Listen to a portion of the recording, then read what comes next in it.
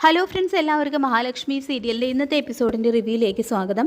അങ്ങനെ മഹാലക്ഷ്മിയുടെയും ലേഖയുടെയും കാറിനെ ഫോളോ ചെയ്തു പോകുന്ന ഉണ്ണി അവർ തോമസ് സാറിൻ്റെ വീട്ടിലേക്ക് തന്നെയാണ് പോയതെന്നുള്ള സത്യം കണ്ടെത്തുകയും അതോടുകൂടി കണ്ണനും മഹാലക്ഷ്മിയും എല്ലാവരെയും കബളിപ്പിക്കുകയാണോ എന്നുള്ള ഉണ്ണിയുടെ സംശയം ബലപ്പെടുകയും ചെയ്യുന്നു.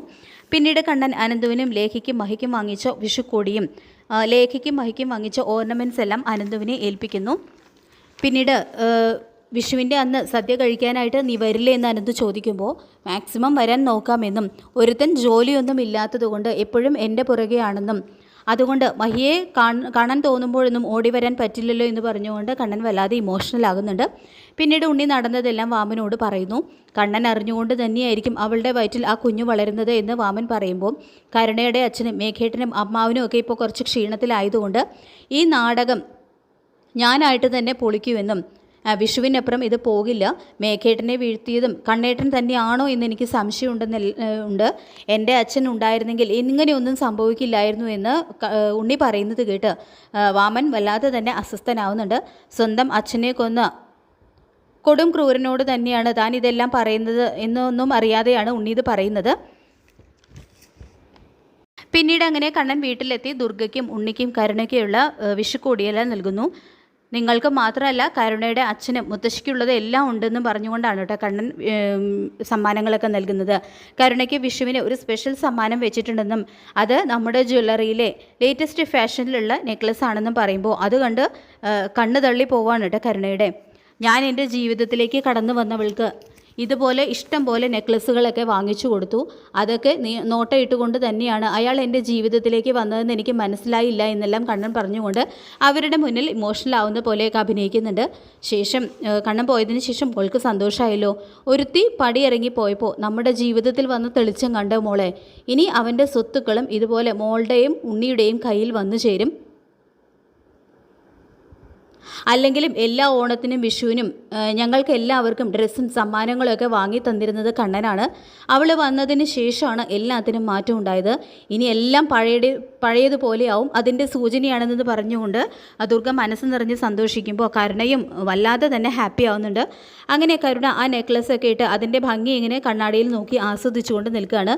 ഇതേ സമയം ഉണ്ണി വന്നിട്ട് ഇതുപോലെ ഒരെണ്ണം അയാൾ നിൻ്റെ ചേച്ചിക്കും വാങ്ങിക്കൊടുത്തിട്ടുണ്ടോ എന്നാണ് എൻ്റെ സംശയം എന്നെല്ലാം കണ്ണൻ പറയുമ്പോൾ നിങ്ങളെ കൊണ്ട് ഒന്നിനും കഴിയില്ല, അപ്പോൾ മറ്റുള്ളവർ എന്തെങ്കിലും വാങ്ങി തരുമ്പോൾ നിങ്ങൾ എങ്ങനെയോ പറയൂ, എവിടെ എത്തി നിങ്ങളുടെ അന്വേഷണം എന്നെല്ലാം കരുണ ചോദിക്കുമ്പോൾ നാളത്തോടെ എല്ലാത്തിനും അവസാനം ഉണ്ടാകും കരുണേ, നീ നോക്കിക്കോ, അപ്പോൾ നീ പറഞ്ഞതൊക്കെ നിനക്ക് തിരിച്ചെടുക്കേണ്ടി വരുമെന്ന് പറയുമ്പോൾ സ്വർണവും ഡ്രസ്സും ഒന്നും ഇല്ലെങ്കിൽ പെണ്ണില്ല ഭാര്യയില്ല, അത് മനസ്സിലായിട്ടുണ്ടോ ഡിറ്റക്റ്റീവ് ഉണ്ണി കമലേശ്വരത്തിന് എന്ന് പറഞ്ഞുകൊണ്ട് ഉണ്ണിയെ വീണ്ടും ഇടിച്ചു താഴ്ത്തി സംസാരിക്കുകയാണ് കേട്ടോ കരുണ ചെയ്യുന്നത്. തുടർന്ന് എല്ലാവരുടെയും കണ്ണിൽ പൊടിയിടാൻ വേണ്ടിയാണ് അയാൾ അമ്മയ്ക്കും കരുണയ്ക്കും കരുണയുടെ വീട്ടുകാർക്കൊക്കെ വിഷുക്കോടിയും കരുണയ്ക്ക് ആഭരണമൊക്കെ സമ്മാനമായിട്ട് നൽകിയത്. ഇയാളുടെ കള്ളക്കളിയൊക്കെ നാളത്തോടെ ഞാൻ അവസാനിപ്പിക്കും, അയാളുടെയും അവരുടെയും മുഖം മൂടി എല്ലാവരുടെയും മുന്നിൽ വെച്ച് ഞാൻ പിച്ചു ചീന്തുവെല്ലാം മനസ്സിൽ തീരുമാനമെടുക്കുന്നുണ്ട് കേട്ടോ ഉണ്ണി. പിന്നീട് മഹിയും ലേഖയും തോമസ് സാറിനെ കണ്ട് തിരികെ വീട്ടിലെത്തുകയാണ്. അപ്പോൾ അനന്തു ആണെങ്കിൽ കണ്ണൻ വാങ്ങി കൊടുത്ത വിഷുക്കോടിയും ഓർണമെൻറ്റ്സ് എല്ലാം മഹിക്കും ലേഖയ്ക്കും ഒക്കെ നൽകുന്നുണ്ട്. ഇത്തവണ കണ്ണൻ്റെ വീട്ടുകാർക്കും മഹിയുടെ വീട്ടുകാർക്കും ഒക്കെ അവൻ വിഷുക്കോടി വാങ്ങിയിട്ടുണ്ടെന്നാണ് പറഞ്ഞതെന്നും പറയുന്നുണ്ട് കേട്ടോ അനന്തു. പിന്നീട് മഹി കണ്ണനെ വിളിച്ചിട്ട് തോമസ് ഡോക്ടറെ കണ്ട കാര്യവും കുഞ്ഞിൻ്റെ ആരോഗ്യത്തിനായിട്ട് ആയുർവേദ മരുന്ന് തന്ന കാര്യങ്ങളെല്ലാം പറയുന്നുണ്ട്. തനിക്കും ലേഖയ്ക്കും ഓർണമെൻറ്റ്സ് എല്ലാം ഇഷ്ടപ്പെട്ടോ എന്നോ, നിങ്ങൾക്ക് രണ്ടുപേർക്കും വാങ്ങിയ കൂട്ടത്തിൽ ഞാൻ കരുണയ്ക്കും ഒന്നും വാങ്ങിയിട്ടുണ്ടെന്ന് പറയുമ്പോൾ ഇനി അതിൻ്റെ പേരിൽ അവൾ എന്തെങ്കിലും ഭൂകമ്പം ഉണ്ടാക്കോ കണ്ണേട്ട എന്ന് മഹി ചോദിക്കുമ്പോൾ ഇത്തവണ ഞാനും താനും വേർപിരിഞ്ഞു എന്ന് കരുതി ഞാൻ വാങ്ങിക്കൊടുത്ത ആ നെക്ലസ് അവൾ സന്തോഷത്തോടെയാണ് സ്വീകരിച്ചത് എന്ന് പറയുന്നുണ്ട് കേട്ടോ കണ്ണൻ. തുടർന്ന് എല്ലാവർക്കും വാങ്ങിയ കൂട്ടത്തിൽ തൻ്റെ അമ്മയ്ക്കും വിഷുക്കോടി വാങ്ങിയിട്ടുണ്ടെന്നും അത് താൻ തന്നെ നേരിട്ട് പോയി അമ്മയ്ക്ക് കൊടുക്കണമെന്നും കണ്ണൻ പ്രത്യേകം പറയുന്നുണ്ട് കേട്ടോ മഹിയോട്. ശേഷം കണ്ണൻ പറഞ്ഞ കാര്യങ്ങളെക്കുറിച്ചെല്ലാം മഹി ലേഖയോട് പറയുന്നു. ഇത്തവണ നമുക്ക് രണ്ടുപേർക്കും വാങ്ങിയ കൂട്ടത്തിൽ കണ്ണേട്ടൻ കരുണയ്ക്കും ഒരു നെക്ലസ് വാങ്ങിയിട്ടുണ്ട് എന്ന് പറയുമ്പോൾ നിങ്ങൾ രണ്ടുപേരും ഒരുമിച്ച് കഴിഞ്ഞാൽ പിന്നെ അവൾ ആഗ്രഹിക്കുന്നത് നിങ്ങൾ രണ്ടുപേരുടെയും മരണം ആയിരിക്കും എന്ന് ലേഖ പറയുന്നത് കേട്ട് വല്ലാതാവുന്നുണ്ട് കേട്ടോ മഹി. എങ്ങനെയെങ്കിലും അവളുടെ സ്വഭാവത്തിൽ കുറച്ചെങ്കിലും മാറ്റം ഉണ്ടാവണമെന്നാണ് ലേഖയെ ഞാൻ ആഗ്രഹിക്കുന്നതും ദൈവത്തോട് പ്രാർത്ഥിക്കുന്നതെന്നും പറയുന്നുണ്ട് കേട്ടോ മഹി. പിന്നീട് മഹി അമ്മയെ കാണാനായിട്ട് വീട്ടിലെത്തുന്നു. ഇതേസമയം കരുണയും അവിടെ വന്നിട്ടുണ്ട്. പ്രതാപനും മുത്തശ്ശിക്കും വേണ്ടിയിട്ട് കണ്ണൻ കൊടുത്തുവിട്ട വിഷുക്കൂടി നൽകാനായിട്ടാണ് കരുണ വന്നിരിക്കുന്നത്. അപ്പോൾ മഹിയെ കാണുമ്പോൾ തന്നെ കരുണ പറയുന്നുണ്ട്, ഇത്തവണ കണ്ണേട്ടൻ ഞങ്ങൾക്ക് എല്ലാവർക്കും വിഷുക്കൂടി തന്നു എന്നും കൂട്ടത്തിൽ എനിക്ക് ലേറ്റസ്റ്റ് ഡിസൈനിലുള്ള ഒരു നെക്ലസ് ആണ് കണ്ണേട്ടൻ തന്നത്. ഇനി കണ്ണേട്ടൻ്റെ എല്ലാം ഞങ്ങൾക്കാണ് കിട്ടാൻ പോകുന്നത്.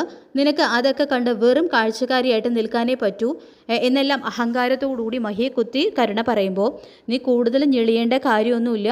നിന്റെ ഭർത്താവ് നിനക്ക് എന്തെങ്കിലും വാങ്ങി തന്നോ? നിനക്ക് നാണമില്ലേ? ഭർത്താവിൻ്റെ ഏട്ടൻ വാങ്ങി തന്ന നെക്ലസിൻ്റെ പേരും പറഞ്ഞ് ഇങ്ങനെ അഹങ്കരിക്കണം എന്ന് പറഞ്ഞുകൊണ്ട് കരുണയുടെ വായടപ്പിക്കുന്ന മറുപടി തന്നെ മഹി കൊടുക്കുന്നുണ്ട്. അപ്പോൾ പ്രതാപനും മുത്തശ്ശിക്കുകയാണെങ്കിൽ ഇപ്പോൾ അല്പം ക്ഷീണകാലമായതുകൊണ്ട് അവർക്ക് മഹാലക്ഷ്മിയുടെ മുന്നിൽ പഞ്ചപുച്ഛം അടക്കി നിൽക്കാനായിട്ട് കഴിയുന്നുള്ളൂ. ഇതേ സമയം ഉണ്ണിയാണെങ്കിൽ ചിന്തിക്കുന്നുണ്ട്, അതായത് കരുണയ്ക്ക് മാത്രമായിട്ട് അയാൾ എന്തായാലും നെക്ലസ് വാങ്ങിച്ചു കൊടുക്കില്ല. ഇത് എല്ലാവരുടെയും കണ്ണിൽ പൊടിയിടാനുള്ള അയാളുടെ ഒരു തന്ത്രം മാത്രമാണ്.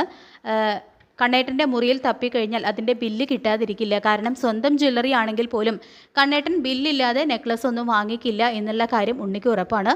അങ്ങനെ കണ്ണനില്ലാത്ത തക്കം നോക്കി വീണ്ടും ഉണ്ണി കണ്ണൻ്റെ മുറിയിലേക്ക് ചെല്ലുന്നു.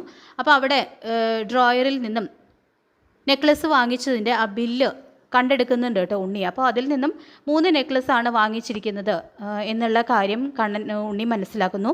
അപ്പോൾ ഒന്ന് കരുണയ്ക്കും മറ്റ് 2 എണ്ണം മഹാലക്ഷ്മിക്കും ആ ലേഖയ്ക്കും തന്നെയായിരിക്കും എന്നുള്ള കാര്യം ഉണ്ണി ഉറപ്പിക്കുന്നുണ്ട്. പിന്നീട് മഹി അമ്മയോട് യാത്ര പറഞ്ഞ് അവിടെ നിന്നും ഇറങ്ങുന്നു. ശേഷം പിറ്റേന്ന് മഹി ആദ്യം തന്നെ കുടുംബക്ഷേത്രത്തിൽ തൊഴാനായിട്ട് എത്തുന്നുണ്ട്. അപ്പോൾ പതിവ് പോലെ അവിടെ വെച്ച് നമ്മുടെ സിദ്ധിയായിട്ടുള്ള അമ്മയെ കാണുന്നുണ്ട് കേട്ടോ അമ്മ. അപ്പോൾ സിദ്ധിയായിട്ടുള്ള അമ്മ മഹിക്ക് വിഷു കൈനീട്ടമായിട്ട് ഒരു വെള്ളി നാണയമാണ് കൊടുക്കുന്നത്. തുടർന്ന് ആ വെള്ളി നാണയം നെഞ്ചോട് ചേർത്ത് പിടിച്ച് പ്രാർത്ഥിക്കാനും അപ്പോൾ ചില കാര്യങ്ങൾ മനസ്സിൽ തെളിയുമെന്നും അമ്മ പറഞ്ഞതിനെ തുടർന്ന് മഹി അങ്ങനെ ചെയ്യുന്നുണ്ട്. അപ്പോൾ അങ്ങനെ ചെയ്യുമ്പോൾ ചില കാര്യങ്ങളാണ് മഹിയുടെ മനസ്സിൽ തെളിയുന്നത്. അതായത് ഉണ്ണിയുടെ ചിത്രമാണ് കേട്ടോ മഹിയുടെ മനസ്സിൽ തെളിയുന്നത്. അപ്പോൾ അതിൽ നിന്ന് തന്നെ ഉണ്ണിക്ക് ചില സംശയങ്ങൾ ഉണ്ടെന്നുള്ള കാര്യം, കണ്ണൻ്റെയും മഹിയുടെയും കാര്യത്തിൽ ചില സംശയങ്ങൾ ഉണ്ടെന്നുള്ള കാര്യം അമ്മ മഹിക്ക് കാണിച്ചു കൊടുക്കുകയാണ് ചെയ്തിട്ടുള്ളത്. അപ്പോൾ നമുക്ക് കാത്തിരിക്കാം മഹാലക്ഷ്മി സീരിയലിൻ്റെ വരാൻ പോകുന്ന ത്രില്ലിംഗ് ആയിട്ടുള്ള എപ്പിസോഡുകൾക്കായിട്ട്. ഈ റിവ്യൂ ഇഷ്ടപ്പെട്ടെങ്കിൽ ലൈക്ക് ചെയ്യുക, ചാനൽ കൂടി ഒന്ന് സബ്സ്ക്രൈബ് ചെയ്യുക. താങ്ക്